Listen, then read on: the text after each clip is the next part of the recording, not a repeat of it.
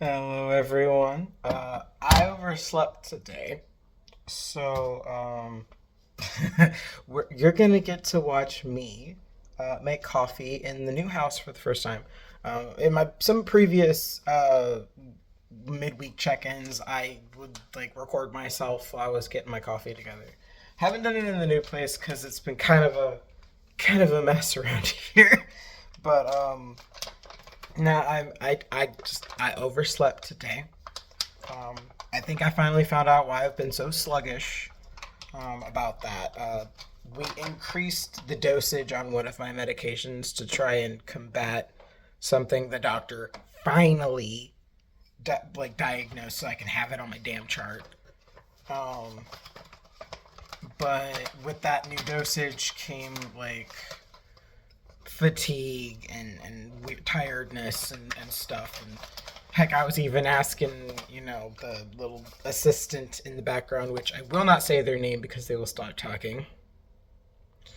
Um, and they were like, "Yeah, there's certain things you can do to take your medication that won't make you feel like you need to take a nap." And I went, "I would love to know these things."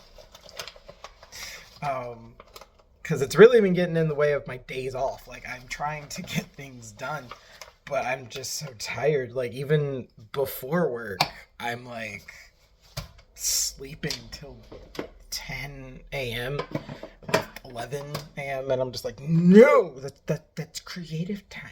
We can't be sleeping now.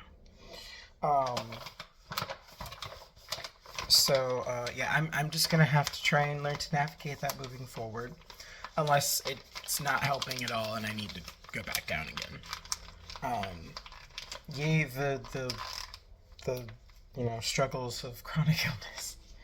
Um, but yeah, so I'm gonna try and pull myself together so that I can and get this check in with you guys down. Something I did want to talk about today is thank you for everybody who checked out my post yesterday. I finally got my first fiction piece up. Um, I know I probably went the long, hard way about it, but I wanted to make sure that there was audio available for it, but I didn't want to rely on AI to be translating because some of these words are, well, one, some words are the Greek pronunciation that I want people to know it as the Greek pronunciation.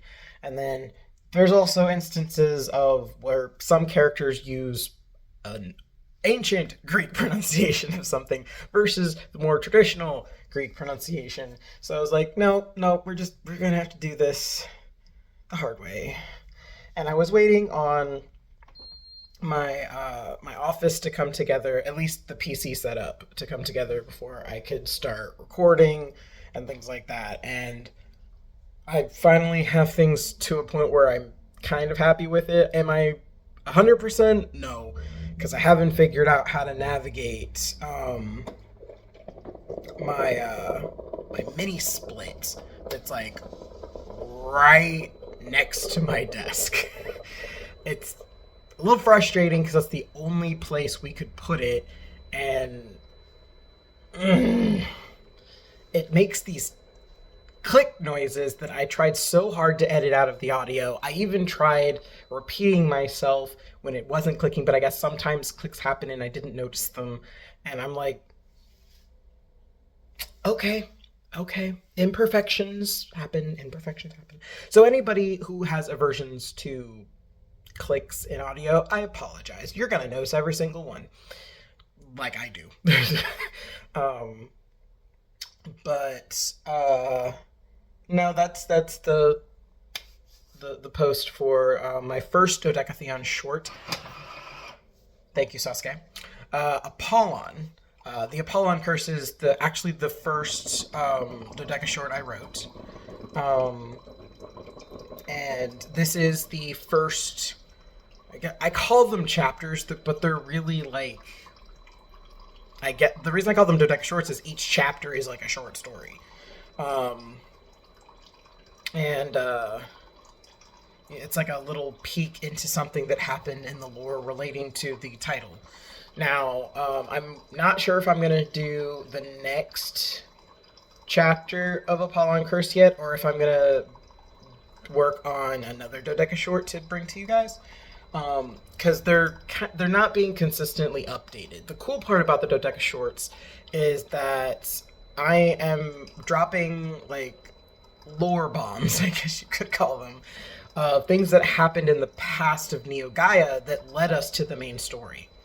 I actually use this as a device to avoid doing flashbacks because I really did not want to have to do flashbacks. I wanted to stay present, even if there's a time skip. I wanted to be as present as possible in the story so that I could stay in my quick paced, writing voice. So, ironically, I first came up with the idea when I was crashing on someone's couch, ironically. Some not so great stuff happened, and I found myself unable to go home. So I crashed on somebody's couch for a week before a friend was able to get back in town and let me in to stay with them for a little while. And the guy that I was, one of the roommates there, sat down and talked with me for a little while because he's a bibliophile. He loves books, especially science fiction and fantasy. And he was talking to me about like what things he enjoyed. He loves lore. So I was like, okay. And I was talking about how I struggled with, like, I have so much lore in my stuff, but I can't put it in the book. It would drag it down. And he was like, well, what if you just wrote it in its own thing? And that's when I went, oh my God. And this is why I say feedback is the stardust of my universe. Readers, tell me what you think. I don't care how silly it sounds. I don't care how harsh it sounds. Like, I'm a firm believer that order and chaos are they're two halves of the same whole. Sometimes a meteor has to crash into something to break off a chunk, so that you can refashion it into something else. And sometimes that chunk that falls off turns into a moon on the planet. So you never know. In this case, the Dodeca shorts are little moons that revolve around the planet of Neo Gaia. The first of them being the Apollon Curse, which is Apollon is the first story, and it follows, ironically, a story that's rooted in Greek mythology. It's actually how Apollo got his name. In Greek mythology, Apollo is actually named Apollon, his actual name. The Roman deity Apollo is what a lot of people know him as. And if anybody's curious, I'm not spoiling nothing because it actually is a part of the Dodecatheon saga. I highly encourage you to go check out where the name Apollon comes from. I'll give you a hint. It has to do with the chariot. So for anybody who loves Greek mythology, you probably know what I'm talking about. Everybody else, go look it up. It's really fascinating. Also, look up who the chariot originally belonged to, and you might get the full scope of events. I won't spoil much more, because you don't know how it's unfolding in the Dodecatheon saga. But maybe it'll make you curious to know how. So I'm reaching up on my 10-minute mark, but I do want to thank the people who checked out Apollon. Again, I'm debating if I'm going to do the next chapter or next story in the Apollon Curse, or if I bounce over to another Dodeca short. I do have Selena File is another one.